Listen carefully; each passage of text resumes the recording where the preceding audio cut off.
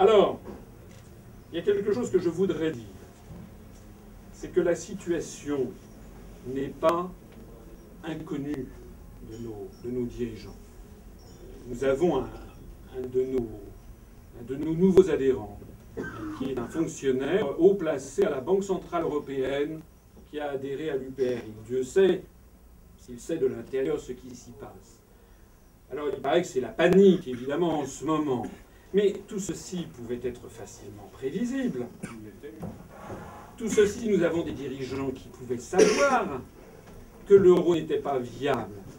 Et je vais vous dire quelque chose. Je vais vous faire un petit secret. Dire un petit secret. Ils pouvaient d'autant plus le savoir que je l'ai écrit. Que je l'ai écrit dans ce dossier qui s'appelle « Le basculement du monde », que j'ai remis le 18 juin 2004 à M. Nicolas Sarkozy, ministre des Finances, à M. Claude Guéant, secrétaire général de l'Élysée.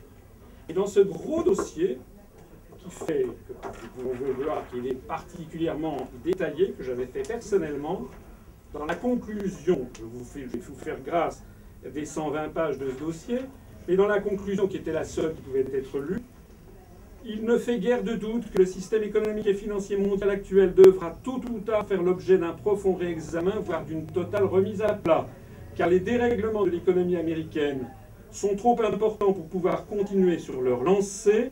Le relèvement attendu des taux d'intérêt par la Fed, c'est-à-dire la Banque fédérale, là je parlais en 2004, devrait provisoirement calmer le jeu, mais les grandes tendances à l'endettement exponentiel des États-Unis demeurent intactes et laissent planer le risque d'une redoutable crise systémique.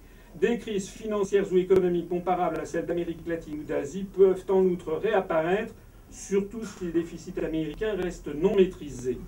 Enfin, et même si l'idée paraît choquante, il ne faut pas s'interdire de penser que l'euro, monnaie plurinationale et sans État, a devant lui un parcours semé de tant d'embûches qu'il pourrait le conduire à un échec définitif, comme cela a d'ailleurs toujours été observé dans l'histoire pour les monnaies plurinationales. Et ceci était la conclusion de toute une analyse que j'avais fait passer. Analyse qui m'a valu d'être mis au placard. Non mais j'insiste. J'insiste, c'est quand même très important. C'est que j'ai été mis au placard par M. Thierry Breton, ministre de l'époque, qui ensuite est parti à Harvard et qui est financé par les États-Unis. Il l'était avant, il l'est toujours. Donc c'est ça ce qui est important que les Français comprennent. C'est que là, on n'est plus... C'est plus M. Dupont-Aignan, le young leader de la French American Foundation. Vous savez que M. Dupont-Aignan est dans la main de la French American Foundation. Là, nous avons affaire à quelque chose de très grave. M. Strauss-Kahn, c'est le FMI, vous avez vu, qui a apporté sur un plateau d'argent la solution pour la Grèce. Vous savez qui décide au FMI? C'est pas M. Strauss-Kahn. Le FMI est à Washington.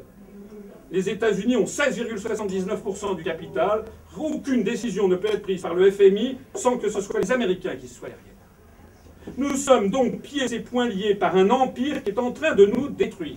Voilà. Alors si maintenant vous considérez que tout ce que j'ai pu faire personnellement, et avec moi tous ceux qui ont rejoint l'UPR, depuis maintenant 3 ans, nous disons toujours la même chose. Vous ne trouverez aucun responsable de l'UPR qui dit quelque chose de différent. Si vous n'avez pas compris que nous sommes la solution pour sortir la France du désastre qui est en train de se produire, alors je ne peux plus rien pour vous. Maintenant, si vous avez compris que nous sommes vraiment dans une situation d'une gravité historique, et je maintiens ce terme, alors, et ça va être l'objectif de notre réunion maintenant, alors il faut tous se redresser les manches.